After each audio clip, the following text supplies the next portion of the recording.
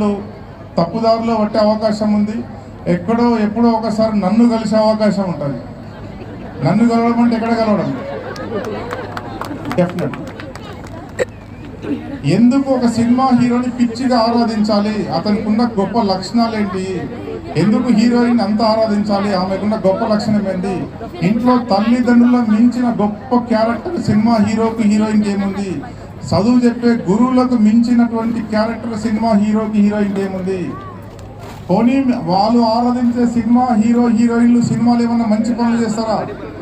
మీరు గమనించండి. మనకున్న చట్టాలు, రాజ్యాంగము, పుస్తకాలు పక్క పెట్టుకొని సినిమా చూడండి. అన్ని చట్టాలను ఉల్లంఘించేవాడే హీరో, అన్ని చట్టాలను ఉల్లంఘించే వ్యక్తి హీరోయిన్. ఎవరినైతే మనం ఆరాధిస్తున్నామో, ఎవరినైతే మనం పూజిస్తున్నామో బాహ్య ప్రపంచంలో వాళ్ళంతా కూడా చట్టంలోని చట్టాలను, సమాజ నియమాలను ఉల్లంఘించేవారే. సింపుల్గా పేరెంట్స్ మళ్ళోసారి